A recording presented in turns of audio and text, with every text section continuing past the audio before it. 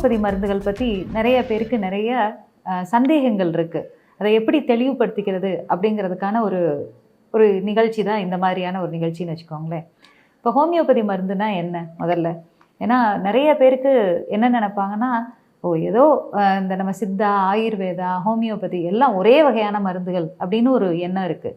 அப்படி இல்லாமல் ஹோமியோபதி மருந்து அப்படிங்கிறது ஒரு தனித்துவமான ஒரு மருத்துவ முறை அப்படிங்கிறது எத்தனை பேருக்கு தெரியும்னு நம்மளுக்கு தெரியல. ஸோ இதோட சிறப்புகள் என்னென்ன அப்படின்னு நான் சொல்கிறேன். இந்த ஹோமியோபதி மருந்துகள் வந்து முதலாக ஜெர்மன் நாட்டில் டாக்டர் ஹனிமேன் அப்படிங்கிறவர் தான் இந்த மருத்துவ முறையை உண்டு பண்ணாங்க. அவங்க பேசிக்கலாக ஒரு அலோபதி மருத்துவர். அவர் இந்த ஹோமியோபதி மருத்துவ முறையை உண்டாக்கி அதுக்கப்புறம் இந்தியாவுக்கு வந்து இந்தியாவில் இப்போது ரொம்ப பிரபலமாயிட்டு வருது. இன்னும் சொல்லணும்னா ஹோமியோபதி மருத்துவம் அலோபதி மருத்துவத்துக்கு அடுத்ததாக உலகம் பூரா பயன்பாட்டில் இருக்கக்கூடிய ஒரே மருத்துவம்னு நாம் சொல்ல முடியும்.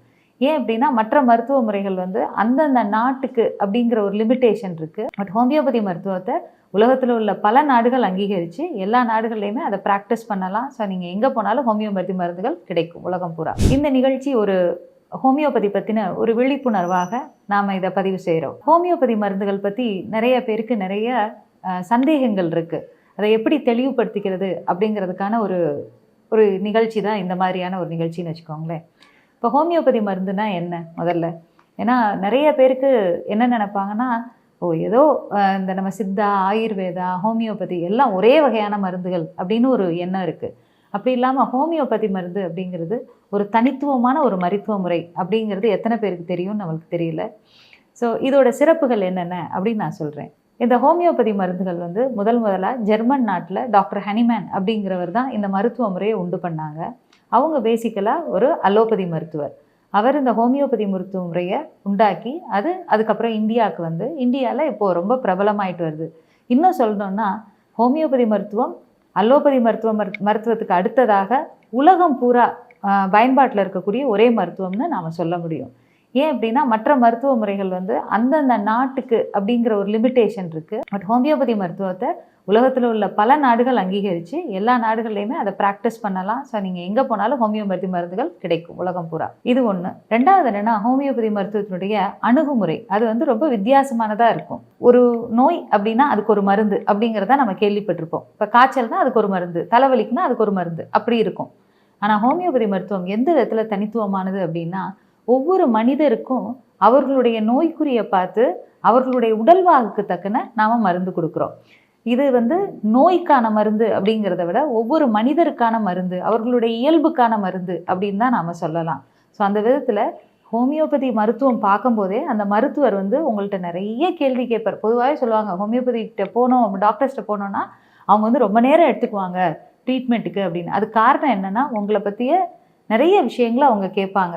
இப்போ நிறைய பேஷண்ட்ஸ்க்கு வந்து டவுட் வரும். எப்படி அப்படின்னா ஒரு சாதாரணமாக ஒரு தோல் தொந்தரவு தானே பார்க்க போகிறோம். ஆனால் டாக்டர் பார்த்தீங்கன்னா உங்களோட சாப்பாடு எப்படி சாப்பிட்டீங்க, உங்களுக்கு தண்ணி தாகம் எடுக்குதா, அதுலேருந்து ஆரம்பித்து நீங்கள் தூங்குனீங்களா, முழிச்சிங்களா, எல்லாத்தையுமே கேள்வி கேட்பாங்க. ஏன் அப்படின்னா உங்களுடைய தனித்துவங்களை பூரா இண்டிவிஜுவலைசேஷன்னு சொல்லுவோம். அது வந்து ரொம்ப முக்கியம் ஹோமியோபதி மருந்துக்கு. ஸோ ஒரு பேஷண்ட் எந்த அளவுக்கு அவங்களுடைய இயல்புகளை பற்றி தெரிந்து அந்த மருத்துவர் மருந்து பரிந்துரைக்கிறாரோ அவ்வளவு தூரம் அதோட எஃபெக்ட் வந்து ரொம்ப அருமையானதாக இருக்கும். இந்த ஹோமியோபதி மருந்துகள் வந்து எல்லாமே பார்த்திங்கன்னா ஆழ்ந்து வேலை செய்யக்கூடியவை. அதே போல் நம்மளுக்கு வந்து எவ்வளோ ஒரு 10 வருஷமாக நோய் தொந்தரவோடு வந்தால் கூட வந்து நம்மளுக்கு அதில் வந்து ட்ரீட்மெண்ட் பார்க்க முடியும். அப்போ 10 வருடங்களாக நம்ம உடம்பு ஏற்பட்டிருக்கக்கூடிய அந்த மாற்றங்கள் இருக்கு இல்லையா, அதையும் சேர்த்து சரி பண்ணக்கூடிய மருந்துகளால் இதுக்கு வந்து ரொம்ப நாள் எடுத்துக்குது அதை சரி பண்ணுறதுக்கு. அதே போல் பொதுவாகவே ஹோமியோபதி மருந்துகள் பார்க்கும்போது வந்து நம்ம அலர்ஜி, அதுக்கப்புறம் நம்மளோட நான் இன்ஃபெக்ஷியஸ் டிசீஸ்ன்னு சொல்லுவோம். அதை கிருமி தொற்றுகளால் வராத மற்ற நோய்களை நிறைய ட்ரீட் பண்ணுறோம் நம்ம. இப்போ உதாரணத்துக்கு அலர்ஜி சொன்னேன், auto immune disorders, rheumatoid arthritis, psoriasis, இந்த மாதிரியான கம்ப்ளைண்ட்ஸு. அதுக்கப்புறம் வந்து நம்மளுடைய டான்சிலைட்டிஸாக இருக்கட்டும், அப்புறம் வந்து பிசிஓடியாக இருக்கட்டும், தைராய்டு கம்ப்ளைண்ட்ஸாக இருக்கட்டும், சிறுநீரகத்தில் ஏற்படக்கூடிய கல்லாக இருக்கட்டும், இது மாதிரி வாழ்வியல் முறைகளில் மாற்றத்தினால வரக்கூடிய நிறைய வியாதிகளை வந்து அழகாக குணப்படுத்தலாம். ஸோ இது எல்லாமே என்னென்னா ஒரு நாளில் சரிப்படுத்தக்கூடிய வியாதி கிடையாது. ஸோ இந்த மாதிரி வியாதிகளுக்கு தீர்வு கொடுக்கும்போது என்னென்னா நம்ம உடல் அளவில் நிறைய மாற்றங்கள் வர்றதுனால இது கிராஜுவலாக ஆக்ட் பண்ணும் அப்படின்னு சொல்கிறோம். ஹோமியோபதி மருந்துகள் ரொம்ப பக்க விளைவே இல்லாத மருந்துகள், ரொம்ப பாதுகாப்பான மருந்துகள் கூட. இது வந்து சிறு வயதில் குழந்தைகள்லேருந்து பெரியவங்க வரைய வந்து ரொம்ப சேஃபாக பாதுகாப்பாக நீங்கள் சாப்பிடக்கூடிய மருந்து. அதே போல் இது சாப்பிட்றவங்களுக்கு ஏற்கனவே தெரியும், ரொம்ப எளிய மருத்துவ முறை வந்து ஹோமியோபதி மருத்துவ முறை. ஏன்னா இதுக்கு வந்து பத்தியங்கள் கிடையாது, நிறைய ரெஸ்ட்ரிக்ஷன்ஸ் இருக்காது. அதாவது நம்மளுடைய நோய்க்கு இந்த மாதிரியான உணவு பழக்க வழக்கங்கள் கூடாது, இந்த மாதிரியான பழக்க வழக்கங்களை தவிர்க்கணும், இதெல்லாம் நீங்கள் சேர்த்துக்கணும்னு சொல்கிறத தவிர, இந்த நோய் வந்துட்டால் நீங்கள் இதெல்லாத்தையும் மொத்தமாக தவிர்த்துடணும், இந்த மருந்து சாப்பிடும்போது நீங்கள் இதெல்லாம் சாப்பிடக்கூடாது அப்படின்னும் பத்தியங்கள் எதுவுமே வந்து ஹோமியோபதி மருத்துவ முறையில் இருக்காது.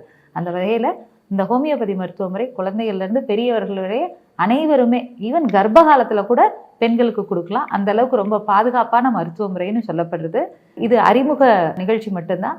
மற்றபடி தொடர்ந்து நிறைய வீடியோக்களில் நாம் இன்னும் ஹோமியோபதியை பற்றியும் அது என்னென்னலாம் ரொம்ப நல்ல சக்தி வாய்ந்ததாக வேலை செய்யுதுங்கிறத பற்றியும் நம்ம நிறைய தெரிஞ்சுக்கலாம். வணக்கம்.